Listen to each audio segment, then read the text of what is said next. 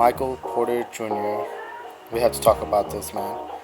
His first 3 games in the NBA bubble, he's playing like a legitimate superstar. Just look at how was he's averaging. He's averaging over 30 points a game, over 12 rebounds a game. It's ridiculous the numbers that he's putting up. He looks like the Nuggets' best player. And this is not a surprise to a lot of people who know Michael Porter Jr. and know his potential. These are numbers that he averaged in high school. So let's look at his high school stats.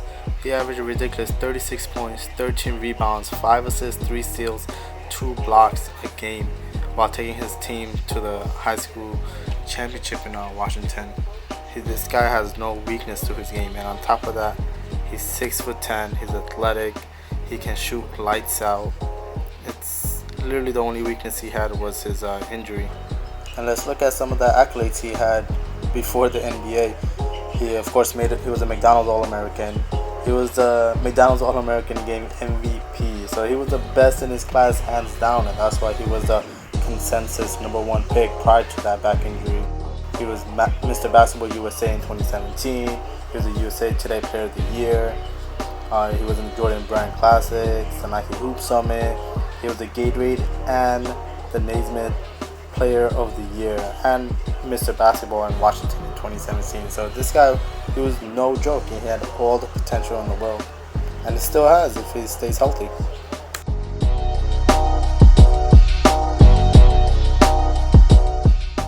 And if he can stay healthy, the Nuggets have another new best player, and that's the reward the Nuggets get for taking a chance on him at the 14th pick in the 2017 draft. Let's take a look at some of the guys that were picked before him. He fell to 14th pick because of his back injury, which is legitimate scare for most teams. But you had Marvin Bagley go second to Sacramento, who could use a player like Michael Porter Jr. right now. And Bagley on his own is already facing a lot of injuries. You have Mo Bamba for Orlando at the 6th pick, who's also facing a lot of injuries and is not living up to the potential. And now they have the injury with Jonathan Isaac. They could really use a guy like Michael Porter Jr.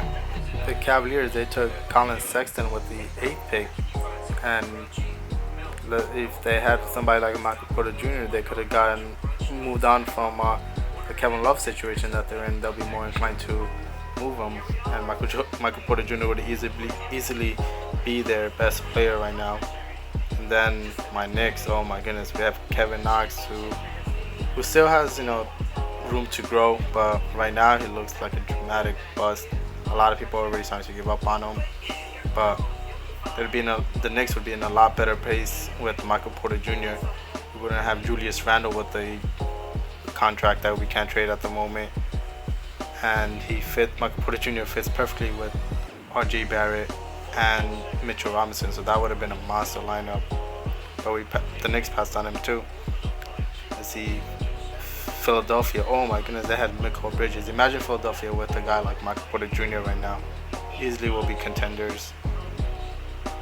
The Clippers, Miles Bridges and Jerome Robinson. Wow, they had 2 chances to pick him and they passed on him.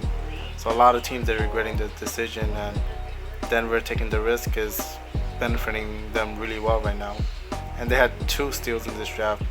Might make another one of these videos for Bol Bol. This 2017 draft class looks like one of the better classes that we had in a long time. That was a really good draft in 2017. And then let's check out this video of a shootout between Trae Young and Michael Porter Jr. Trae Young actually loses in a 3-point shootout to Michael Porter Jr. And I think this was in the beginning of their rookie season when they just got drafted. And Trae Young is known for being one of the best 3-point shooters in the league, and a guy 6'10" outshot him. That just shows the potential and the ceiling that Michael Porter Jr. has. And I don't want to, go too crazy on Michael Porter Jr., but I honestly do think a healthy Michael Porter Jr. has more potential than a healthy Zion Williamson or even a Jason Tatum. I think he has that much potential and he can become that caliber of a player. Of course, if he can stay healthy. Before that back injury, he was He wasn't a once in a generation type of player. He was another Kevin Durant. He's built like a Kevin Durant, Anthony Davis type of player. Like he's the same height as Anthony Davis, but he could shoot the ball. He shoots threes like a guard. He can handle the ball like a guard. He plays defense, and he's not weak. He's above 215, 220, so he can bang down low. And one of the early criticisms Mike Malone gave him, and a reason why he wasn't getting much minutes, was he wasn't attacking the glass and being aggressive on the glass as Mike Malone thought he could. And he's changed that narrative of him in the bubble. He had the first 3 games he had 12 rebounds, 15 rebounds the second game, and that last game he had another 12 rebounds. So he's a double machine, and he plays really well with Nikola Jokic. He's a slasher. He knows how to play without the ball. He can, take over games if he wants to. So good job to the Nuggets for picking up a guy like Michael Porter Jr. in this draft. So let's see how he performs and if he can stay healthy. And if he does, then Denver has a very bright future.